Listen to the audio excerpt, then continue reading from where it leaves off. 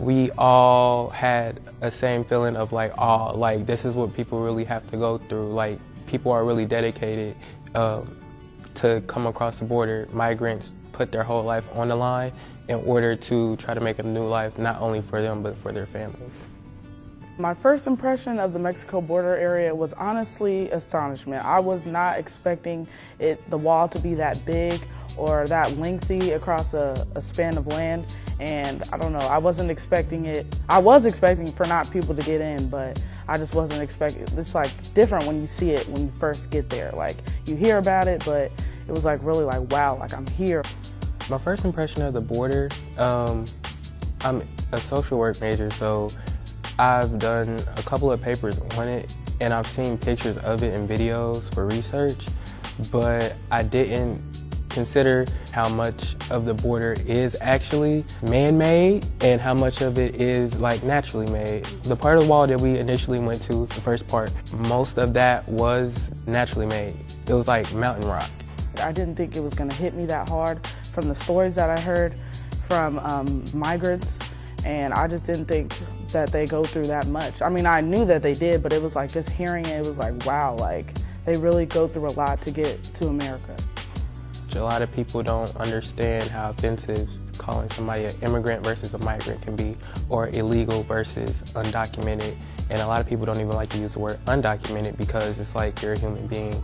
You can't really be documented as a person. You're a person, that's it.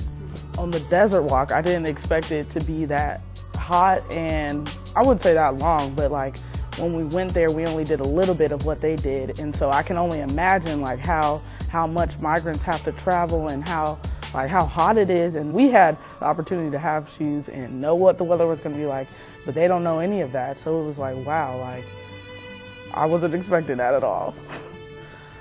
The whole purpose of the Desert Walk is to give students a first-hand experience of part of what it takes to walk through the desert. We, of course, know the environment that we're going to. We have enough water to drink. We know how to dress. The students are already prepared. But it still gives you a first-hand experience of what it is for these migrants. We do only a couple of mile walk. They have to walk a week or two, at least, through the desert. And if something happens to you, you're pretty much left in the desert and nobody finds you. You're gonna die in the desert. When we went to the border, there was a moment where there was like a smaller dog and it could fit through the gate and it came back and forth. And there were other bigger dogs on the other side trying to get to that dog, but they couldn't. And if you think of it like on a larger scale, it's like people. They can't really cross to see their families, or they can't really cross to get back to where their culture or their people are. And a lot of people think of it as, well, they crossed illegally, so it's their choice. To be over here now, they're stuck. But you should never be separated from your people or your family or culture.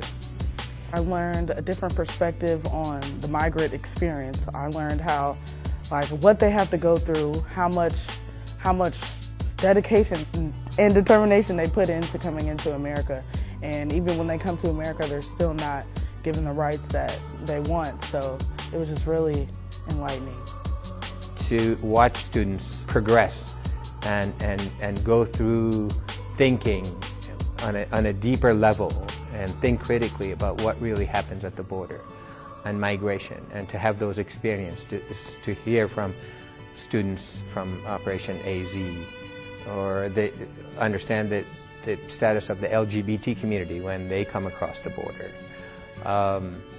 To see the border, to be on the other side of the border, to be in Mexico and be able to look at the wall from the Mexican side rather than the American side.